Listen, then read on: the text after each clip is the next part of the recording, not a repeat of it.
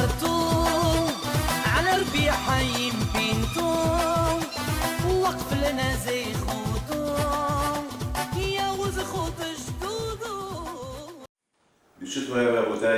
Sur la chaîne, j'espère que vous allez bien. J'espère que vous avez passé de bonnes vacances. Alors, Be'ezat Hashem, aujourd'hui, nous sommes en train de se préparer pour le mois d'Elul, la Iloula de Rabbi Pinto, le Rosh Hashanah, Kippour, Sukkot, les Noaim. Et nous avons essayé d'expliquer la raison pourquoi on est tellement concerné par cette peur de Yom Hadin. Est-ce que, entre vous et moi, est-ce que quelqu'un a peur de Yom Hadin? Est-ce qu'on a peur de Rosh Hashanah? On n'a pas l'air d'avoir peur. Rosh Hashanah, on mange beaucoup les grenades, et tout ce qui est sucré. Et pourtant on est jugé. Hein. Vous savez que Rabbi Salanter, il avait peur. Il avait une très belle écriture. Et lorsqu'il arrive le mois d'Elul, il avait peur d'écrire. Il avait une mauvaise écriture. Et lorsqu'ils lui ont posé la question pourquoi, il leur a dit pas c'est Yom Hadin, c'est le jugement. Lui, il sentait le jugement, nous ne sait rien du tout. Hier, il y a quelqu'un qui m'a dit hier que 15 jours avant Kippour, il tremble.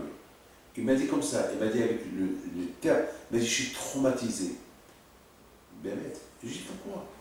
Il m'a dit ben, c'est la peur. Je ne sais pas ce qui va arriver. Mais c'est bizarre. On est traumatisé, on a peur uniquement 15 jours avant Kippour. Et après Kippour. Bon, après Kippour, on est plus cool. On est plus traumatisé avant, après. Bon, au moins, il y a ceux qui sont traumatisés avant Kippour. Bon, il faut une beauté cheval alors. Et bon, le fait déjà d'être traumatisé avant Kippour, ça veut dire à partir de 25 kilos là. C'est beau, hein? Parce que du 25 kilos jusqu'à Kippour, c'est à peu près 15 jours. C'est beau, hein? Et vous savez que le monde a été créé le 25 kilos. Donc ça va. Bon, après Kippour, il est plus traumatisé, parce qu'on a confiance en Dieu. Quand même. Mais quand même, est-ce que nous on a peur? Moi j'ai pas peur, je sais pas moi, j'ai peur à Kippour, j'ai peur. Je sens un peu peur, un peu, mais bon, on a confiance en Dieu. Mais pourquoi on ne sent pas? Pourquoi on ne sent pas? On ne sent pas ce que tout le monde... Comment Rabbi Salanter, je me rappelle à Essaouira, on sentait le mois d'Elul à Essaouira. Quand j'étais jeune, j'avais 4 ans, 5 ans, 6 ans, je me rappelle, on avait peur. On sentait même Tisha B'Av. Je vous donne la parole d'honneur, on sentait Pessah, on sentait Purim, on sentait tout, toutes les fêtes. On sentait les joies de la fête, on sentait les tristesses de la fête. Je vous raconte une histoire personnelle. J'avais 4 ans, 5 ans. Et c'était Kippour. C'était après la prière de la veille de Kippour. Bon, on a terminé la prière, j'avais 4 ans, 5 ans. Et je jeûnais. Hein. Et je rentre dans la cuisine et je réfléchissais. Je bois pas, je bois pas. Et soi-disant, je voulais boire et faire semblant que j'ai jeûné. Et pour vous dire que... Et à la fin, j'ai pas vu. Moi-même, j'ai 4 ans. À 4 ans, on n'a pas... On n'est pas conscient encore. Et à la fin, j'ai pas vu. J'ai dit, non, comment tu veux? Et grâce à Dieu, j'ai eu un miracle. Mon père, il rentre à la synagogue, mais il me voit avec le verre dans les mains. Mais qu'est-ce que tu fais? Je dis, papa, je sais pas, j'ai soif. Il m'a dit, bon, si tu bois, tu as perdu Kippour. Je dis, papa, je savais, je me rappelle, j'avais déjà, avant qu'il est rentré, moi-même, David Pito, j'ai pris la décision de ne pas boire. Donc mon père m'a un peu renforcé peut-être. Mais pour vous dire que le fait que, il y avait la climoute. Les gens, on sentait les fêtes. Parce que vraiment, on faisait les fêtes. Pessah, on le faisait bien. Shavuot, on le faisait bien. On connaissait le sens de chaque fête. C'était pas les fêtes que pour se réunir, pour manger. C'était la fête pour la fête. On sait que Pessah, c'est pour se rappeler qu'on est sorti de l'Égypte. On savait aussi qu'à Pessah, on doit avoir le sentiment comme si on a quitté l'Égypte. Donc, pour sentir qu'on est en Égypte, on pouvait aussi sentir qu'on a quitté l'Égypte. Donc, et Shavuot, on savait que c'était Matan Torah. Et Tisha B'Av, déjà, une semaine avant Tisha B'Av, on entendait des larmes, des cris, des pleurs et des cris dans chaque maison. Donc, on savait c'est quoi Tisha B'Av. Et le mois d'Elul, on savait c'est quoi Elul. Elul, c'est une préparation pour Yom Hadin. On savait. On voyait tout le monde. Donc, on était pris tous on était pris dans la panique de Rosh Hashanah et Kippour. Enfin, c'est-à-dire, enfants et grands, les enfants et les adultes, les enfants ils apprennent des adultes, et les adultes ils ont appris de leurs parents. Donc, on sentait la fête. Aujourd'hui, non. Aujourd'hui, malheureusement, c'est pas tout le monde qui sent les fêtes aujourd'hui. Aujourd'hui, tout le monde est Pessah, on est dans les hôtels, les vacances. Déjà, Tisha B'Av, déjà on se prépare pour aller les vacances.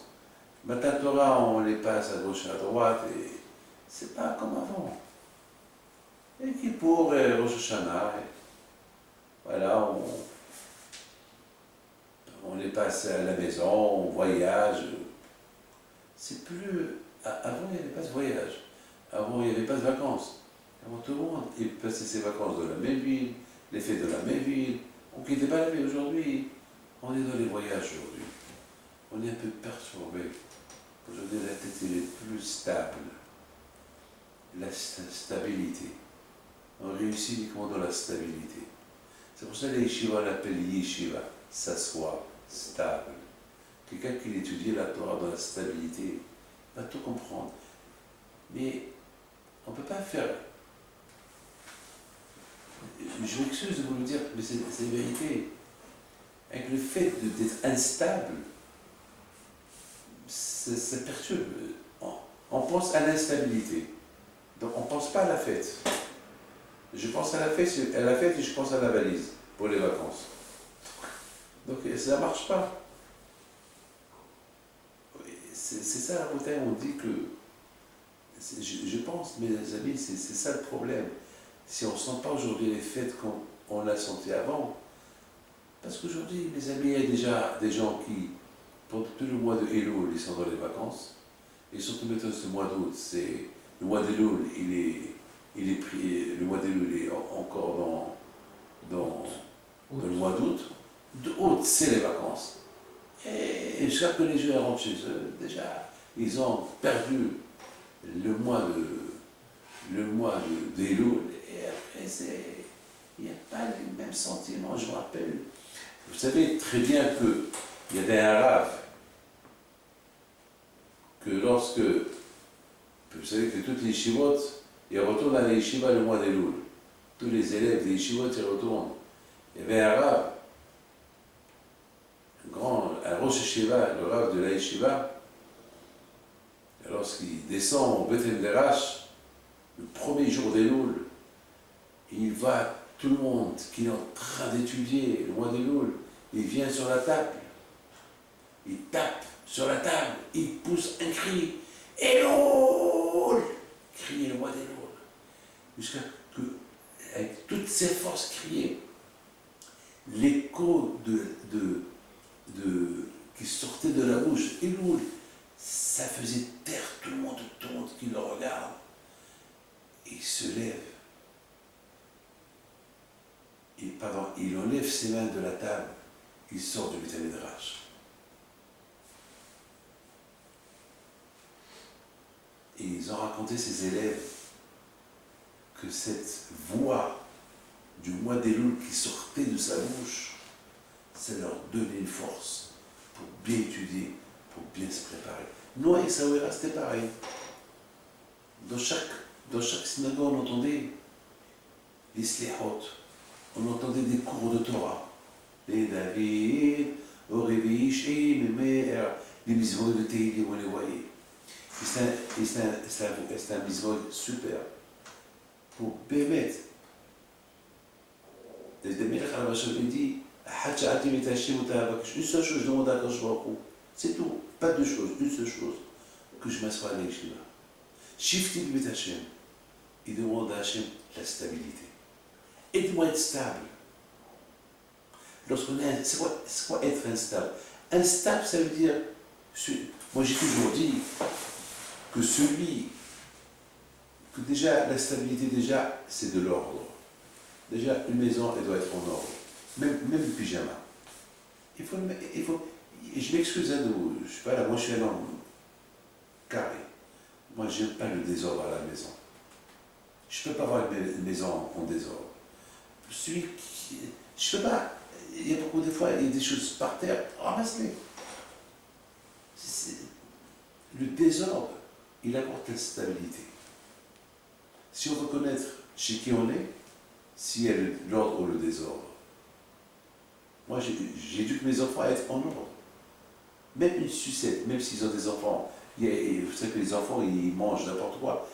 Je dis que mes enfants, qu'il faut choisir un endroit où manger. C'est pas peine de... Mais si l'enfant il salit tout, alors il faut ramasser. C'est pas peine de laisser la maison en désordre. Ramasser. Celui qui vit dans l'ordre, eh ben, il sait ce que Hachem veut de lui. Il va vivre même dans sa vie spirituelle dans l'ordre. Mais quelqu'un qui vit dans le désordre, même sa tête va être en désordre. La stabilité. Le Melech il demande à Hachem, aide-moi. Shifti, je te donne une seule chose, aide-moi à s'asseoir à l'Yeshiva, étudier la Torah, que je suis stable. Shifti, je vais être en ordre, je vais s'asseoir, je vais étudier, je vais être kovéa, étudier la Torah, même dans la synagogue. Il ne faut pas avoir une fois là, une fois là. Dans la synagogue, on a une place. Même chez moi à la maison. Il y a une place où on a l'habitude de s'asseoir, il ne faut pas la changer. Toujours, la même place, il faut toujours ne pas la changer. Et même si tu as quelqu'un de ta famille, à la lorsque tu voyages quelque part, tu as l'habitude d'aller chez quelqu'un, il faut toujours continuer à aller chez quelqu'un, il ne faut pas le changer. Vous savez qu'avant, je recevais les gens à Anvers, chez quelqu'un, et après ce quelqu'un, il était un peu fatigué, donc je ne pouvais pas recevoir les gens chez lui parce que c'était pas possible. Je n'ai pas été à Anvers pendant des années. Même qu'on m'a demandé de venir, non. J'avais l'habitude d'aller chez ce quelqu'un, maintenant qu'il est fatigué, je ne vais pas lui faire de la peine d'aller chez un autre. Quelques temps plus tard, je lui ai demandé la permission, il m'a donné la permission que je pouvais aller chez quelqu'un d'autre, mais c'était fini. Pas comme avant. Avant, j'allais 2-3 fois dans l'année, maintenant je vais une fois dans l'année pour un jour. À Anvers. Pourquoi? Parce que je n'ai pas voulu changer de Baal Habayit. Mes amis, malheureusement, je m'excuse, moi je parle pour aujourd'hui. Pourquoi aujourd'hui on ne sent pas les fêtes comme avant? Parce qu'aujourd'hui on n'est pas stable. Mais je vous le dis, hein, regardez, Pessah, tout le monde cherche à faire Pessah à gauche et à droite. Moi aussi, je m'en veux moi aussi. Mais grâce à Dieu, moi je dois vous dire quelque chose. Moi Pessah, je le sens là où je suis. Même si je ne suis pas à la maison. Pourquoi? Parce que j'étudie la Haggadah et j'étudie la Torah sur Pessah pendant toute la fête de Pessah. Donc je suis dans Pessah. Je ne suis pas dans les vacances. Je suis dans Pessah. Et même pendant le mois d'Elul, même si c'est le mois d'août, je suis dans le mois d'Elul parce que quand même je me travaille. Mais malheureusement, moi-même, je dirais que malheureusement que lorsque je suis dans les voyages, les vacances avec la famille, pendant le mois d'août et le août, il tombe le mois d'Elul, je rate. Je rate malheureusement. Et vous avez compris pourquoi on ne sent pas la fête de Rosh Hashanah Kippour comme qu'il faut la sentir. Parce que malheureusement, On ne se prépare pas assez. Pour bien se préparer, c'est pour ça qu'on dit Ani Lidoudi Lidodili. Le mot Elul, c'est Ani Lidoudi, moi pour Hachem et Hachem pour moi. Pour sentir moi pour Hachem et Hachem pour moi, c'est le mois d'Elul. C'est une préparation. Parce que pour arriver Bémet, à être avec Hachem, le Rosh Hashanah et Kippour, les Sukkot, il faut une préparation. Il faut une préparation. Vous savez, celui qui va rencontrer un roi, il faut qu'il se prépare, il faut qu'il se lave, il faut qu'il s'habille, il faut qu'il prépare qu'est-ce qu'il va dire au roi. Et sans ça, on ne peut pas. Vous avez compris, c'est la raison pourquoi le mois d'Elul, il est important le mois d'Elul. Bon, Hachem, grâce à Dieu, grâce à Dieu, grâce à Dieu, Hachem nous a donné l'opportunité, même une semaine avant, au chien peut se préparer. Si on a raté 2 semaines ou 3 semaines, on peut, Hachem, on peut avec la tzedaka et une bonne teshuva. Moi, je suis jaloux de ce monsieur-là qui m'a dit hier, 15 jours avant Kippour, je suis traumatisé. Je suis jaloux de lui. Je voudrais bien être traumatisé, moi, 15 jours avant Kippour. Ben bête, hein. Mais je vous dis quelque chose, hein. Ce monsieur-là, il est riche. Ce monsieur-là, il m'a raconté lui-même que un jour, la veille de Kippour, à partir, par exemple, si c'est Kippour, c'est, disons, vendredi soir, par exemple, alors il me dit qu'à partir de midi, il ferme ses bureaux et il leur dit de ne pas l'appeler, même si c'est des grands banquiers qui l'appellent, pour les affaires, il ne répond pas. C'est extraordinaire ça, mais je voudrais bien être comme lui, c'est quelque chose de magnifique, magnifique de se sentir traumatisé avant Kippour, 15 jours avant Kippour. C'est-à-dire qu'il se prépare une semaine avant Rosh Hashanah et Kippour. Non, une semaine avant Rosh Hashanah, et entre Kippour et de Rosh Hashanah jusqu'à Kippour, c'est 10 jours, c'est-à-dire 15 jours avant Kippour. Bon, chacun a ses cordes, chacun a ses forces. Chacun a ses forces. On voit que nos parents, je m'excuse de vous dire aussi une chose qui est importante, c'est que beaucoup de fois, on fait un Rosh Hashanah et Kippour, et après Kippour, on oublie. On fait comme une croix sur les moments qu'on a passés. C'est pour ça qu'on perd un peu cette connexion qu'on a eue avec Hachem pendant Rosh Hashanah et Kippour, on la perd. Parce qu'après, on rentre dans un monde matériel et voilà, après on se déconnecte. On se déconnecte. Lorsqu'on sent fort Rosh Hashanah, on sent fort Kippour, on sent fort Sukkot, Hanouka, Purim, Pesach, Shavuot, Tisha B'Av. Lorsqu'on est sent fort, c'est uniquement lorsqu'on est stable.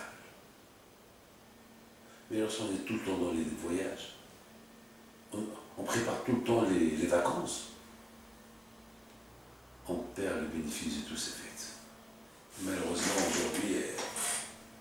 aujourd'hui, Rosh Hashanah, on est quelque part, Kippour. Je pense que la seule fête où on ne change pas, c'est la seule fête où on est chez nous. Je pense, hein, la seule fête où on est chez nous, pardon, c'est Rosh Hashanah et Kippour. Les autres secours, déjà, les gens, ils cherchent pour passer la fête, pour ne pas se casser la tête pour construire la soukha. Et aussi les fêtes de l'école de Hanouka, après aussi les fêtes de l'école de Purim. Et Pessah, on prend les vacances, on va dans les hôtels. Hein? Et après, aujourd'hui, c'est devenu aussi à la mode à Shavuot, on va dans les hôtels. Et bien sûr, pendant le mois juillet-août, c'est les vacances. Alors voilà. Alors comment voulez-vous qu'on sent les fêtes? Comment voulez-vous qu'on sent? On est instable. Alors, mais lorsqu'on est tout le temps pour voyager et rester stable, c'est que lorsqu'on va à Rosh Hashanah, lorsqu'on va à Pessah, par exemple, dans un hôtel, que bébé, le Pessah, on le fait bien. Comme on a fait cachériser la maison avant de partir. et après on a là-bas Pessah, on étudie un peu la Torah, on fait la prière, on fait bien la Haggadah. Alors là, tu sens Pessah. Et Shavuot aussi. Si tu vas passer Shavuot à l'hôtel, que à Shavuot aussi, tu veilles toute la nuit et tu étudies, et tu écoutes tes cours de Torah, ça peut aider. Mais si on prend les fêtes comme des vacances, alors on perd la raison des fêtes. Et c'est la raison pourquoi on a vu que Rabbi Salamter, le mois de Elul, il n'arrivait pas à écrire. Pourquoi? Parce que le mois d'Elul, c'est le mois où l'homme, il dit allez les Dodé. C'est le mois que l'homme s'approche d'Hachem. Tu te rapproches d'Hachem et tu n'as pas peur. Et lui aussi s'approche de toi et tu n'as pas peur. C'est grave. C'est grave. C'est très grave. Donc, quelque part, c'est un peu bizarre. Mes amis, j'ai ici une feuille extraordinaire de Morat à la Shalom, d'Abbé Michel Yehuda Levkovitch à la Shalom. Ici, il apporte quelque chose d'extraordinaire. Il dit qu'on voit chez Moshe Rabbeinu, dans la Gemara de Nedarim, page 38, que Moshe Rabbeinu, il étudiait la Torah avec Hachem pendant les 40 jours. Il va l'oublier. Sauf qu'Akash Ralafel lui a donné cadeau. On voit d'ici que Moshe Rabbeinu, même qu'il a étudié la Torah avec Akadosh Baruch Hu pendant 40 jours, il l'oubliait. Il a fallu qu'on lui donne gratuitement. C'est la folie. Alors moi je me suis posé une question. Alors, c'est quoi le bénéfice? Après Moshe Rabbeinu, il est resté 40 jours et 40 nuits avec Akadosh Baruch Hu. 40 jours et 40 nuits, il étudie la Torah, il l'oublie. Ah oui, le bénéfice. Attends, je ne comprends pas. Moi, si j'étudie la Torah avec Hachem, comment je vais l'oublier? Je ne vois pas la raison. C'est pas possible. On ne peut pas oublier. Si c'est Hachem qui étudie avec moi la Torah, je ne peux pas oublier. De plus, Hachem a étudié la Torah avec Moshe Rabbeinu dans le ciel. Et dans le ciel, on peut oublier. Dans le ciel, il n'y a pas d'oubli. Dans le ciel, il n'y a pas d'oubli. Dans le ciel, c'est le ciel. Dans ce monde-là, on peut oublier. Parce qu'on dit, on voit quelque chose, à cause qu'on a vu quelque chose, on peut oublier. Mais dans le ciel, on ne peut pas oublier. Ça n'existe pas l'oubli dans le ciel. Et comment il a fallu qu'Hachem lui donne le cadeau. C'est la question que je me suis posée.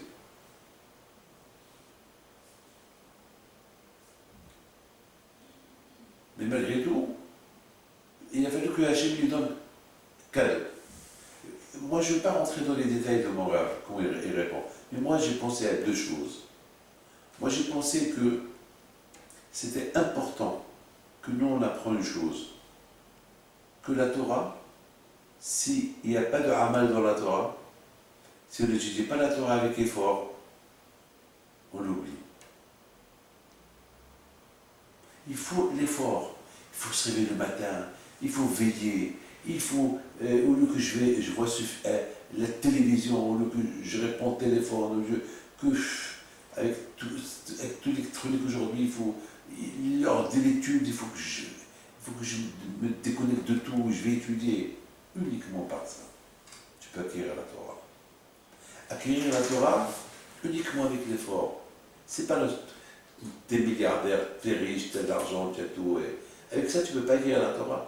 C'est pas quelqu'un qui est gâté qui va acquérir la Torah. La Torah, uniquement lorsque tu mets tout le matériel de côté. Quand tu sais que tu ne peux pas vivre sans manger, il faut que tu saches que tu ne peux pas vivre sans étudier la Torah. Et sans faire la mitzvah. Uniquement grâce à ça, avec ça, tu peux réussir. Sans ça, tu ne peux pas réussir. C'est la raison pourquoi la Torah est venue nous apprendre que même Moshe, qu'il a étudié la Torah avec Akadosh Baruch Hu, il a fallu, une fois qu'il a tout appris,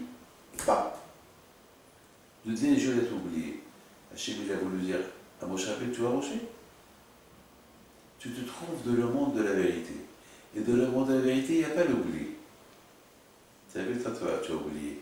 Pourquoi tu as oublié? Parce que je veux que tu dises aux gens juifs en bas que la Torah, si il n'y a pas d'effort dans la Torah, on ne peut pas l'acquérir. Il faut qu'il y ait l'effort. Tu leur dis ça, il lui dit. Ça, c'est la première réponse que j'ai pensée. Et j'ai eu une super réponse. est très belle, la deuxième. La deuxième, on dit que Hachem, il a donné la Torah, cadeau à Moshe Rabbeinu. Alors, ça veut dire, pourquoi depuis le départ, il n'a pas donné cadeau? La réponse, elle est comme ça. Pourquoi c'est maintenant, une fois qu'il a oublié, il a donné cadeau? Le cadeau, il est. Vous savez que dans la vie, il y a l'oubli. Écoutez bien ça. Dans la vie, il y a l'oubli, on oublie. Beaucoup de fois, on oublie, il y a l'oubli. Mais quelqu'un qui étudie la Torah et qui aime la Torah, même s'il oublie, il se rappelle. Il viendra le jour qu'il va se rappeler. On peut oublier beaucoup de choses, un oubli éternel. Mais la Torah, jamais tu l'oublieras. Et même si tu oublies, allez, fais attention. C'est ça la Bouddhaïque. Je vous dis quelque chose. Est-ce que quelqu'un va oublier qu'il a des enfants, ou qu'il a une femme, ou qu'il a de l'argent? Jamais. Ça n'existe pas. Eh bien, c'est ce que Hachem veut nous enseigner. Que la Torah, c'est une acquisition qu'on ne pourra jamais, mais tant que Hachem nous l'a donné comme un cadeau, on ne pourra jamais l'oublier. La Torah, c'est devenu comme ma femme. Comme si jamais je vais oublier ma femme, comme ça, la Torah, je ne vais jamais l'oublier. Parce que c'est le cadeau qu'Hachem m'a donné. C'est pour ça qu'Hachem a donné ce cadeau à Moshe Rabbeinu, et Moshe Rabbeinu l'a donné à nous comme cadeau. Mais tout ça, si on l'étudie. On l'étudie. Donc vous voyez, mes amis, que Rosh Hashanah et Kippour aussi, si on n'a pas oublié le bénéfice de Rosh Hashanah et Kippour, uniquement on étudie la Torah. Mais si on n'étudie pas la Torah, on ne va pas sortir Kippour, on ne va pas sortir Rosh Hashanah, on ne va pas sortir Pessah, ni Shavuot, ni Tisha B'Av, rien. Il faut ce qu'on appelle Kinyan Torah, l'acquisition de la Torah. Dans ce monde-là, elle est uniquement avec l'étude de la Torah, avec effort.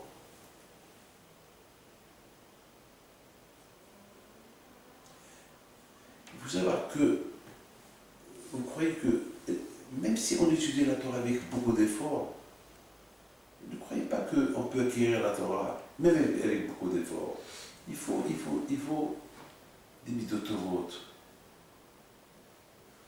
Il faut des midotov, des bonnes actions. Il faut vraiment montrer que tu l'aimes. Malheureusement, c'est pas facile. Mon rêve à la Shalom, Rahim Shmuel Lopian à la Shalom, il était humble, il était anav. Il écrit son livre, Revahash Ma'tata, et il était jeune puisqu'il a écrit. Gadout, il était génie, un gaon, un tzaddik. Il était anav, humble. Mon rêve à la Shalom, Michael Lefkovitch à la Shalom, c'est ce qu'il dit sur Moshe Rabbeinu. Pourquoi Hachem l'a fait comme Moshe Rabbeinu, après qu'il a étudié la Torah, il a tout oublié pour qu'il lui donne le cadeau? Il dit mon rêve, parce que Moshe Rabbeinu était anav. C'est-à-dire, Hachem a voulu nous donner un message, on acquiert la Torah avec la anava. Il était humble. Humble. Ça veut dire que maintenant, ce que Moshe Rabbeinu a reçu comme Torah, il n'a pas reçu gratuitement. Il a reçu parce qu'il avait des bonnes midotes. Donc si on veut réussir, si Dieu veut donner bonnes pour acquérir la Torah, il faut la anava. Il faut la anava. Il dit, mon Rav à la Shalom, Rabbi Lefkovitch, Nimtsino, et on apprend, un Adam, un homme, il ne peut pas acquérir la Torah, une acquisition réelle, uniquement c'est Hachem, vous écoutez, uniquement c'est Hachem, il te donne cadeau. C'est-à-dire que chaque fois que tu étudies la Torah, parce que ça veut dire que tu reçois la Torah, chaque fois cadeau. Chaque seconde qu'un juif il s'assoit pour étudier la Torah, et puis étudier la Torah, on ne va pas lui donner cadeau. C'est-à-dire que chaque fois que tu étudies la Torah, pour qu'on te donne le cadeau, il faut que tu mérites. Comme Moshe Rabbeinu, il a mérité. Il a étudié, il a oublié, et après, Hachem lui a dit, mets-toi dans le cadeau. Pourquoi? Parce qu'il avait la Hanava. Alors, là aussi, c'est un kiddush extraordinaire. Donc aujourd'hui aussi, tu veux que Hachem te donne la Torah cadeau et t'appartient, et on va dire sur toi, après 120 ans, Hachem Yeshiva les Kapital Modo Beado, et heureux celui qui arrive dans l'autre monde avec sa Torah, uniquement si des bêtes tu as là-bas. C'est-à-dire que ne crois pas que c'est vrai, la Torah, elle est là. Voilà, j'ai une bibliothèque, mais elle n'est pas à toi. Même si tu as acheté des livres, ils ne sont pas à toi. Même si tu as acheté toute la Torah, elle n'est pas à toi. Uniquement, elle devient à toi, et on te donne à toi, uniquement si tu es un, si tu es un œuvre. C'est la folie, ça. Bisrout, Birti Bisrout, les batanas, Zoutschrim, Anou Ma'asim, Achana, Arouda, Atzmit, Yaviou, Tani, Kash, Lié, oui, le Kabé Batalazo. C'est la folie, ça. C'est un hidouche extraordinaire. Moshe Rabbeinu, il oublie la Torah, après qu'il a étudié, et après je lui ai donné Matana, un cadeau. C'est-à-dire que la leçon d'ici qu'on apprend, que si la Torah, même qu'elle est là, elle ne nous appartient pas. Elle nous appartient, elle nous est donnée cadeau uniquement si on a des bonnes racines tout lui. Je te dis, maintenant la Torah elle est à toi. C'est comme ça qu'il répond en arabe à Michael Lefkowitz. Ça veut dire que c'est une. De là, moi j'apprends quelque chose. Pour que je sois Pessah, pour que je sois Rosh Hashanah, et Kippour, et toutes les mitzvot qui sont liées à ces fêtes-là, il faut que ces fêtes-là, pour que je descende, il faut qu'on mette du ciel que je descends. Pour qu'il soit un cadeau pour moi. Et pour que je descende, il faut bien mettre que je fais tout pour les sentir. Parce que pour que je sente Pessah, il faut que Hachem m'aide pour sentir Pessah. Pourquoi Hachem m'aide pour sentir Pessah? Il faut que je fasse la tzedaka. Il faut que je fasse il faut que j'étudie la halachot de Pessah. Il faut que je fasse des efforts. Alors là, Hachem va t'aider. Malheureusement, si on ne sent pas Rosh Hashanah et Kippour, parce qu'on n'a rien fait pour sentir. Parce que la fête de Rosh Hashanah et Kippour, c'est un cadeau du ciel, que nous a donné du ciel, qu'on va être jugé et on va se faire pardonner. C'est un cadeau. Mais pour avoir ce cadeau-là, il faut des efforts. Il faut vraiment que j'ai un billet pour rentrer, pour monter dans un avion, voyager, il faut que j'ai un billet. Si je n'ai pas acheté le billet, et pour que j'ai le billet, il faut que j'ai de l'argent. Et à l'argent, il faut que je travaille. Donc, pour avoir le billet, que je suis acquitté du mauvais jugement, il faut que j'ai travaillé. Il faut que j'ai le billet. Il faut que j'ai travaillé avant. Là, j'achète un billet. Et là, après, je reçois le cadeau.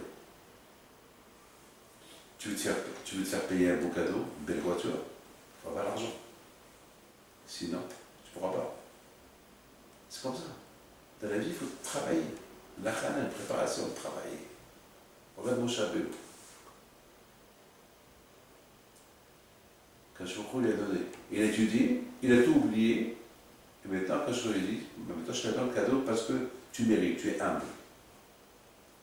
C'est ce qu'il dit, moi j'ai expliqué d'une autre manière, que Hachem, il a étudié avec mon Rabbeinu, après il a oublié parce que je lui ai dit non, pour acquérir la Torah, il faut l'effort. Un grand effort. Il te donné que tu as tout compris, donc ça ne marche pas.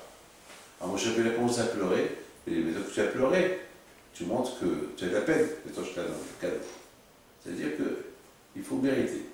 Et d'autre côté, mes amis, pour que les malachim, ils ne s'énervent pas pourquoi la Torah on l'a reçue. Pourquoi?